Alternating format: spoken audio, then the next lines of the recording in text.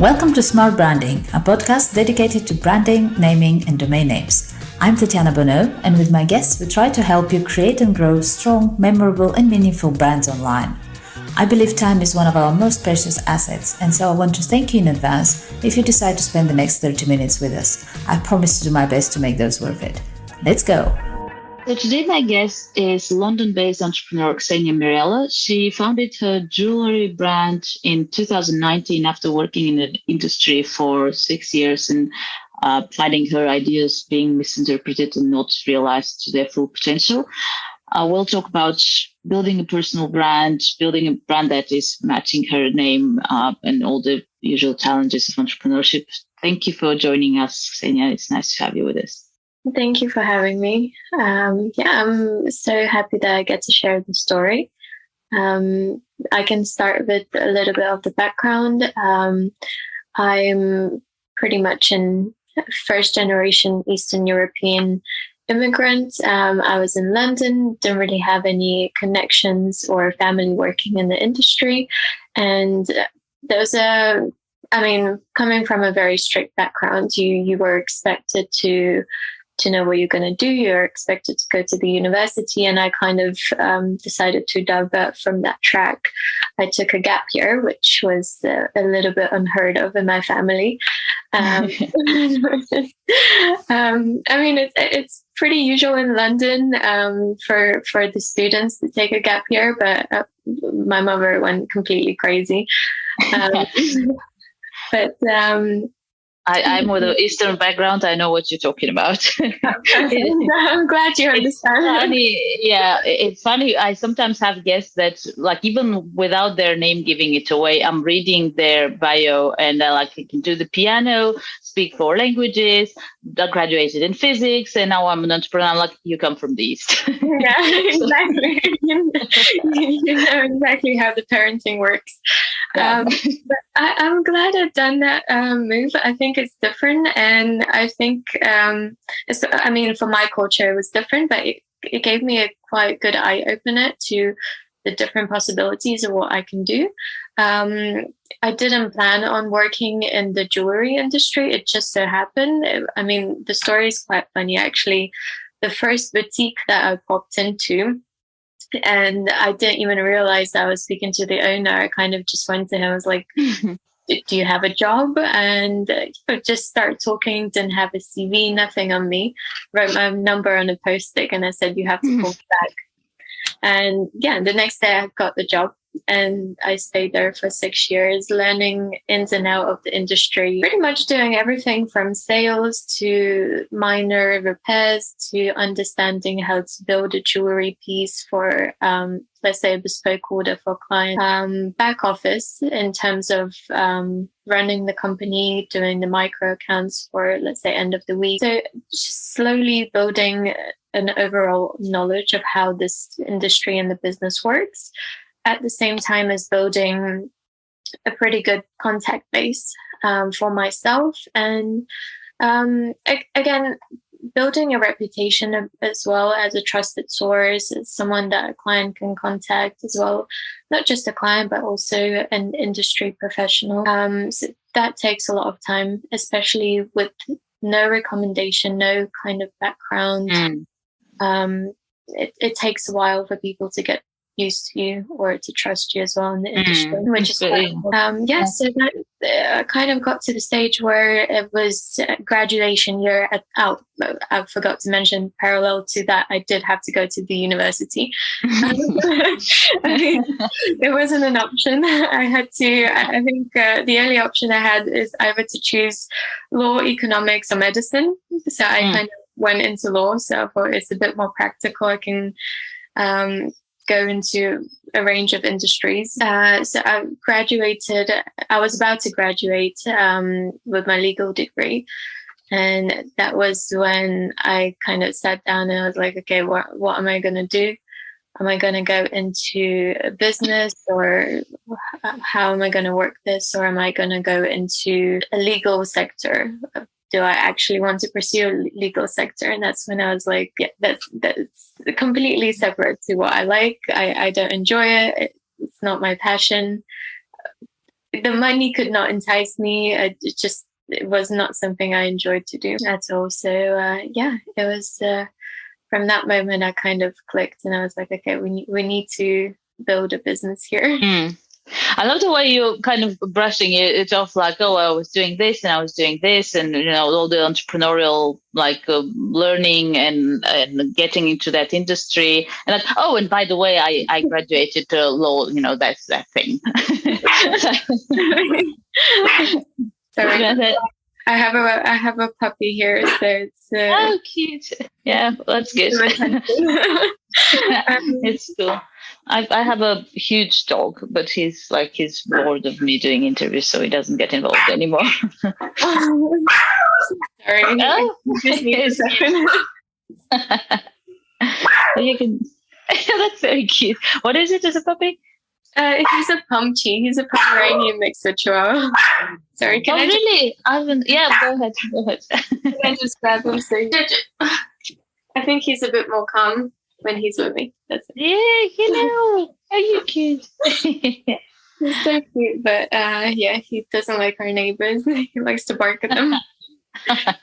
Oh well, who likes their neighbors? Anyway, yeah, so let's talk about the brand. So you decided in 2019, after law is not for you, so you decided to launch yourself into your own jewelry brand. How did that go? What sort of challenges did you meet, and also what was the process of naming? Because we do focus on naming and branding a lot. What was the process of choosing to use your name as the brand name? Actually, that period of establishing a business was probably the most challenging year of my life, because I did have a couple of months where I tried to go into law just to confirm that it's not something I want to do. And then parallel to that, I was still working at the jewelry store. And then on top of that, I was trying to set up this jewelry brand, because one of the reasons why I wanted to do that is something that I enjoyed, but not only that, it's something that I knew how to do. That's probably one of the things that I had enough experience to feel confident to set up a brand. At the beginning, I had a business partner with me. So I had a lady called Victoria. She was working in the same jewelry shop, actually. But she was doing more of the behind the scenes, the admin, more of the paperwork side. So she was not really participating in the creative side of the work. So drawings, designing, she was not really, that wasn't really her specialty. So I kind of sat down and I've done a research to, within the luxury industry, what is the most common practice in terms of naming a brand. And if you have a look at most of the luxury brands, let's say Louis Vuitton, Hermes, most of them, they do use a family name. They go with something to do with the family. They go something to do with the founder. Again, the location where they based in. So that was kind of the easiest step. I suggested that we use a name. We didn't really know how we wanted to incorporate the name into the logo design. We did have a piece which we wanted to use, which was a chess piece for our icon designs. So we kind of had to play around with the name to match the logo. So it all kind of goes together, the design makes sense. One of the big problems I had as well is the fact that I have a very long Eastern European name. So I did not want to use that. I didn't really want to have a luxury brand name associated with this region. I mean, as much as I love my background, I didn't really want to have much association with it because I was not connected to it. I just wanted to build something different, something unique. This is why I shortened the name, and I ended up using Ksenia as my first name and Mirella as my middle name. And then we ended up with London because that's where everything started. That's where my love for jewelry began. That's where the brand is established as well. I think that's important to mention. And in terms of logo as well, it looked symmetrical. It looked suitable for the chess piece design. And Victoria agreed that she liked the way it looked, and we were happy to go ahead with that. I think the biggest challenge that we faced is, again, coming from a legal background, I knew that this could be a problem. When you try to find investors or other people to come on board and work with you that want to put money into your brand and that want to have a share within your brand, a name is a big factor, because from a legal background, it's a lot that is associated with that name. If you build a brand based on your personal branding, it's completely different to then building a brand which is separate to your personal brand. And it comes a problem when someone is investing. Are they investing mainly in your personal brand, or is it the actual jewelry designs? So you have to really have a good, clear design separation between your personal brand and the name. So that was a challenge that I knew was gonna come about at some point, and it did when we had an investor. But we managed to persuade them that actually, it's yes, that there is a name, but the brand is not based just around my persona. It's based around the designs, which are more important. And I think it helps, like you mentioned, that works for luxury fashion related brands. It's not the same for everyone. Like I've seen and I've worked with a lot of businesses that are more like consultancy based or even like product services based, where they start off with the name of the founder or something related, and then they find themselves locked into that position of, oh, now we need to expand because we're offering another thing, or like you mentioned, we're having problems with investors, etc. So it's really important, if I was to summarize that as a takeaway to our audience, to do what you did at the first step, where, well, you with your legal background, I think you were better prepared than most, but still to just take that seriously and think about, that's a great first step, actually doing the research. And I'm amazed so many people don't. Like we, even on Smart Branding, we have loads of articles where we look at different industries and what are the names that companies choose in those industries, and you can easily spot some trends and learn from things, and people don't do that. It's just crazy. 100%. And it's actually quite interesting how the name, which is related to the brand owner within the luxury industry, is more common, and it's a wider practice in the Western world than it is, let's say, in Russia. Or so if you have a look at Eastern European side of countries, it's very uncommon for them to use their name. And it's actually sometimes seen as old school. Like they don't really like to use a name for, let's say, a beauty salon or a clothing. For them, it just doesn't sound right. But for a Western world, it works completely different. So you have to also look at your target audience, I think, as well as the demographic that you're trying to reach. Absolutely. Yeah, that's true. And in these stuff, I feel that there's that thing as well. If a brand is named by a person, you feel like it's a small brand because, it's just that person. It's like almost like they're working from home, which is not at all the perception you have in the West. So it's very different, and has to be taken into account. And also it has to be taken into account with the future in mind, because you might be starting out in one location, but then you have to think about where you're going to be in 5 and 10 years. Exactly. And I'm pretty glad that I haven't used my full name. Exactly. It's the same reason, straightforward, the political situation that is happening right now with countries. It wouldn't have looked good for the business. And considering I have investors and business partners that I have to accommodate, and I have to make sure that their investment is secure, that would have been a problem at this stage if it was named differently. So again, this is why I like to make sure it's a bit clean for the future. That if anything happens, that there's nothing wrong with your brand, and you can move forward. Absolutely. Talking about the brand. So how do you market yourself? I've no actually experience in jewelry marketing. I would imagine it's similar to many luxury items, but how much would you say Do you rely on social media, on like your own domain mailing lists, direct marketing? What is the picture looking like there? So I think from the start, when I mentioned that building a very good client base, it's very important. A luxury item is a very difficult item to sell because a luxury item is not an item that you need. A luxury item is the one that you want. So it's you have to have a client base. You have to have a good selection of people that can vouch for you.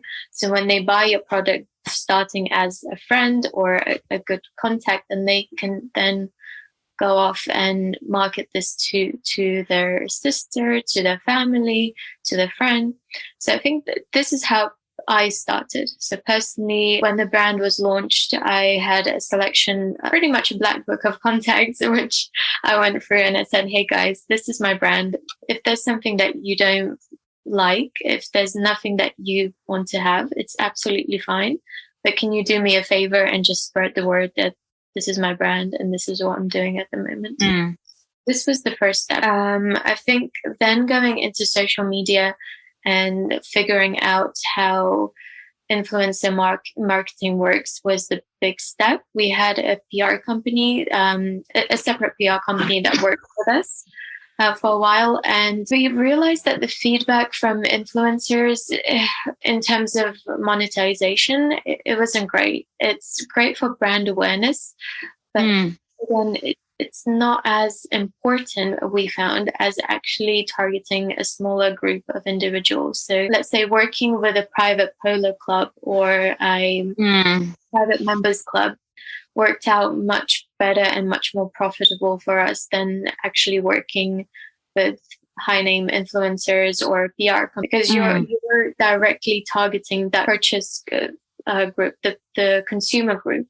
You're a third party influencer in between you. So, but that's probably completely different for a normal brand, a brand that's producing a service or a brand that's producing a household item which is required or which is more of a necessity. Because again, I understand that jewelry is not a necessity. Jewelry is a luxury. So it's a completely different way of working. So as long as you understand that, as long as you're prepared to adjust when things are not going right in terms of your marketing, then that's absolutely fine. I think there's something in common in that what you mentioned, that having a direct connection with your customers works much better than like influencers or social media advertising. And I think that is the case with other brands as well. It's not just about luxury. It's just that they don't realize it, I think, that quick. A lot of people get like high on that hype of, oh, we got so many shares and we got so many clicks and we got so many whatever's, likes. And it's like, yeah, but what does that translate into? What does it mean? So it's something that I see, luckily, or like I'm happy to see a lot more brands getting aware of the value of building that direct connection with their customers, whether it's, just driving them directly to the website, mailing lists and newsletters. So, yeah. It's okay. We'll see it in the website. But yeah, I feel that's a trend that we're seeing, and that is a good one to see. 100%. In terms of, for me, I think if I don't see the monetary result, I'm pretty good to move on. If it doesn't work, it doesn't work. A business is not a hobby. A business has to give you money. It has to pay your wage. It has to pay everyone that's working. So it's if it doesn't work, I know as much as we wish the influencer thing was working, I think it did at the beginning, but now the market is oversaturated, so it's just not worth going with that. Again, if you want to build a hobby, then fair enough. But if you want to make money and it doesn't work, then why go with the same strategy? Absolutely.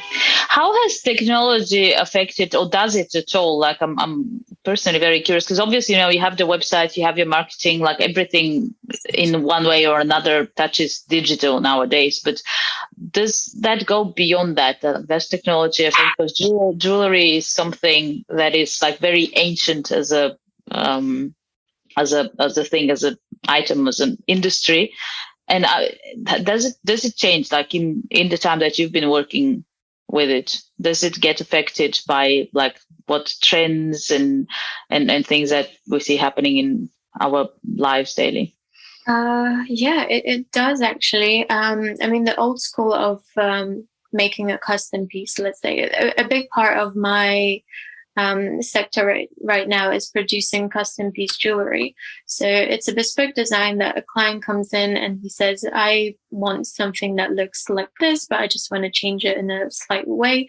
So you then have to go away and design a piece for the client. And the old school of doing things was to take a sketch, get, let's say, a wax model or a silver casting of the end piece and just present that to a client. Right now, it's a bit more straightforward. You can do a 3D rendering, CAD design, which will take you maximum 3 days, depending on how complicated the design is. And it speeds up the process, but it also increases your competition because, let's say, I would personally prefer to work in an old school style. It's time consuming. Not everyone wants to wait. They would prefer to have a 3D design. They want things to go quicker. And it's just not, it's not just the individual client, it's also within the industry. You have to be quick on trends. Although no matter how much I hate following the trends, you do have to look at what's happening in the industry and you have to adjust. The quickest way to adjust is not through the old school jewelry designs, mainly through working with the 3D printer, working with the castings, working online. Fair enough, but sometimes if you want that extra quality, if you want just a slight better finish on the product, it will be more time consuming, and you do want to spend more time as a jewelry designer just so that whatever you produce is up to your standards as well. So it's kind of a balance. I try to explain to my clients the difference. But again, I can't force them to go. Obviously, yeah. And who are your ideal clients? So the range is slightly different. So most of my clients are actually in Middle Eastern. So we've done quite good business in Qatar, in Saudi, in UAE. Those are our main demographic. Turkey as well, done really well for us. They're a bit more open to exploring different possibilities. They love custom-made jewelry. They love something which is unique, which is great because it's something that we enjoy as well. Whereas with the British clients, they prefer the classics. They prefer to go with the collection which is already made, which they have seen already, and they had a reference from, let's say, their friend or someone that they know. It's mainly, most of our products are based for ladies, so most of our marketing is pretty much directed to the female demographic.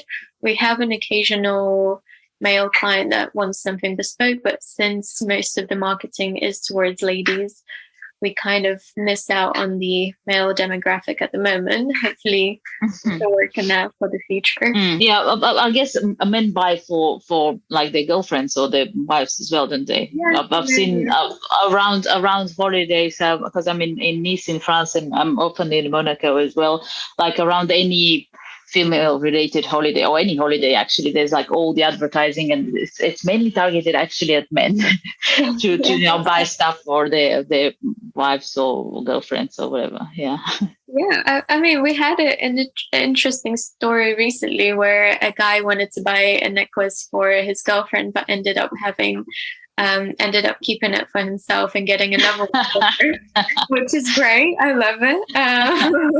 That's cool.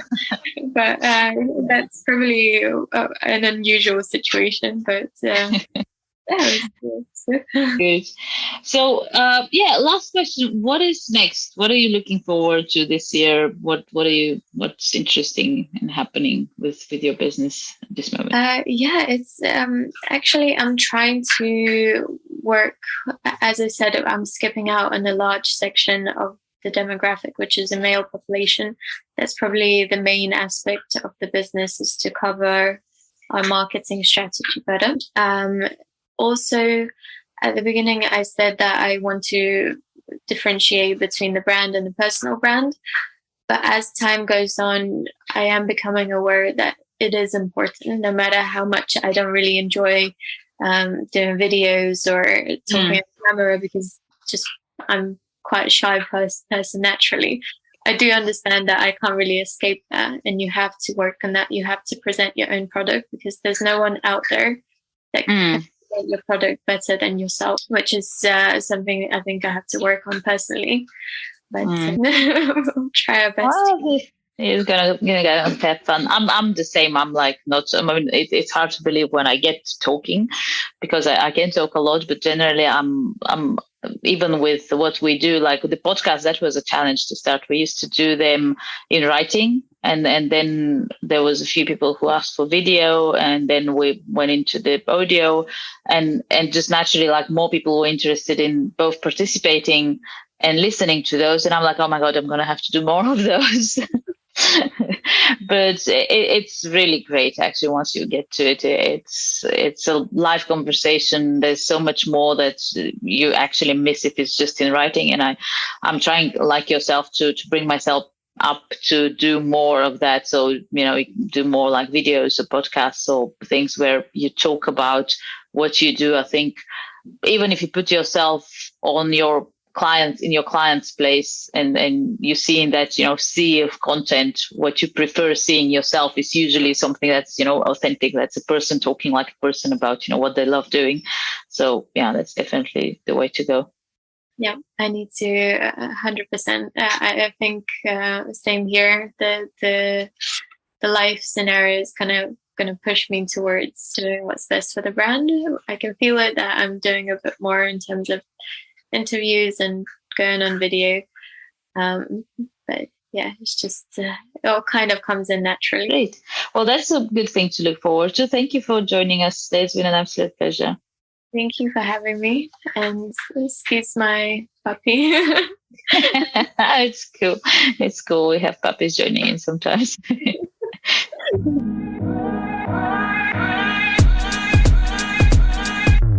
Thank you for joining us in this episode of Smart Branding Podcast. Feel free to visit smartbranding.com for more information, and reach out if you have any suggestions, questions, ideas, or just want to learn more about how a good domain name strategy can help you build a strong and successful brand. See you next time.